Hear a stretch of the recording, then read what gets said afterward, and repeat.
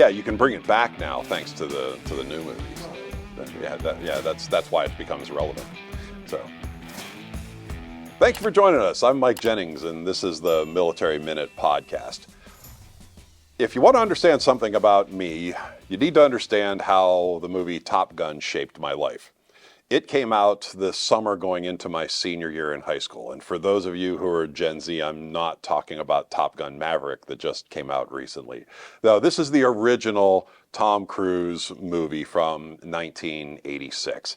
And it had an amazing impact on the American populace, particularly as it related to going into the Navy and for people trying to become officers and ultimately becoming fighter pilots. Everybody wanted to be that fighter pilot who drove the fast motorcycle, Mach 2 with their hair on fire, and dated pretty blonde women. And I'd be lying if I said that wasn't me too. But that's not the point of what we're here to talk about today. One of the most funny scenes and enduring scenes from that movie happens whenever that the Tom Cruise character Maverick is sitting in their first Top Gun class. And they're talking about an encounter that they had had with a brand new Russian fighter jet that nobody had come in contact with. And as the Maverick character was describing the situation that he was in, he was being very careful not to say anything about it because it was classified. And he tells the instructor somewhat smugly after having an evening encounter with her the prior night that I could tell you, but I'd have to kill you. And she looks at him and says, "What?" She says, "Well, ma'am, it's classified." And she says back to him, says, "Well, the government sees to it that I have a higher security clearance than you do. I have a top secret security clearance." And he replies back to her somewhat smugly and proud of himself, "Well, not in this case, ma'am." So, how does that apply to what we're talking about here? I could tell you, but I'd have to kill you. You'd be surprised how many times I hear candidates coming from active duty or coming from government service, when it comes to wanting to talk about their job, use the security clearance as a cover to not talk anything about their job whatsoever. That is a massive mistake. So, but what is the reality in all of this? The reality is that there is portions of the job that we do that are absolutely things that you can't talk about. I have actually helped to write resumes for a number of people who had very high security clearances, both from the intelligence community as well as from the military community. Resumes that have to actually be scrutinized and reviewed before it is that they can be released. And those things are all legit. Those are part of the safety and security of our nation and what we do. So what are the things that we typically can't talk about?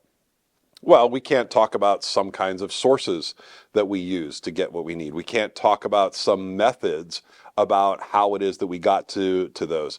We can't talk about certain technologies. We can't talk about specifics of operations and where they had, or give information that would make it easy for people to identify what those are.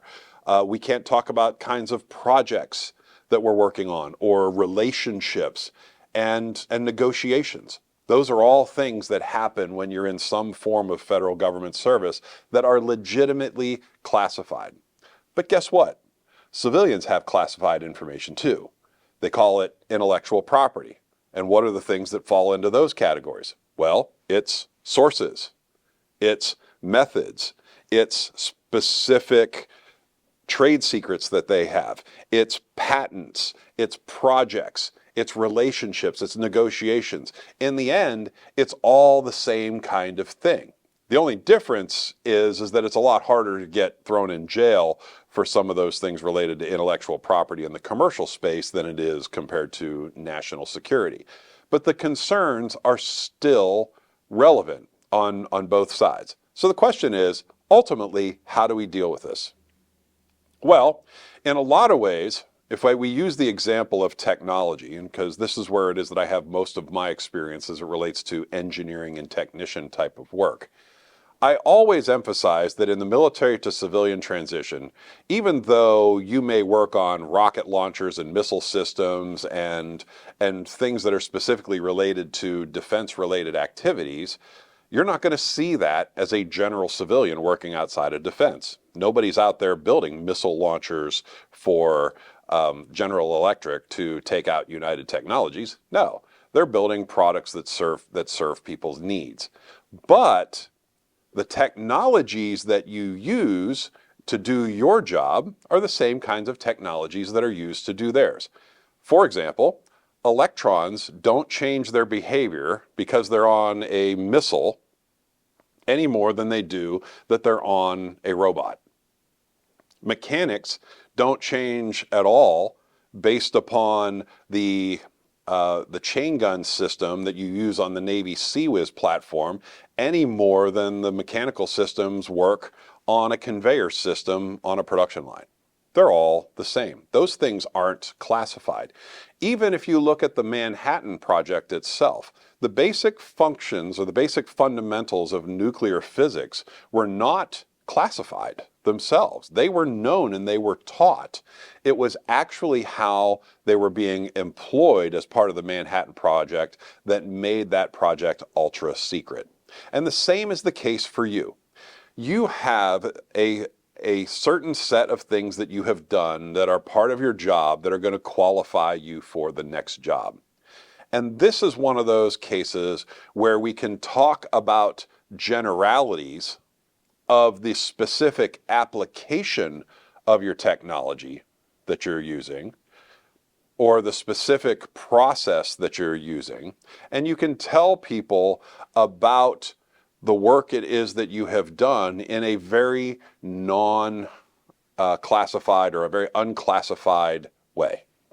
And that's ultimately how you handle these things. It's not important to know how the crypto works that's in your transmission system. It is important to know that you're familiar with using a cryptographic system to encrypt a transmission and then decrypt it at its source and how that process works. It's important that you know how to handle classified material and classified operations so that the company knows that you will protect their intellectual property the same way it is that you have protected national security interests through that. So the one thing it is that you cannot do is you cannot say, I'm sorry, I can't talk about what I did because it's classified. That is a mistake. Because if you say that, I can assure you, you will not get the job. I have seen this happen many times before. The employer that you are talking to has to have some way to qualify you for what you have done and its application to the role that you are going into. If you do not give them that, they are not going to be able to do that, and you are not going to get hired because they're not going to take your word for it that you have a security clearance, but you know what you're doing. So, thanks for joining us here today. I'm Mike Jennings. This is the Military Minute Podcast. Remember to subscribe to us and follow us each week as we release new episodes on YouTube, Spotify, Apple Podcasts, or wherever you get your podcast content. Thanks again. Thanks for joining the Military Minute. Be sure to subscribe on YouTube, Apple Podcasts, Spotify, or wherever you get your podcasts so you're notified when a new episode is released. Is there a topic or conversation you want discussed here on the show? Send it to me at scott.cunningham@militaryminute.us.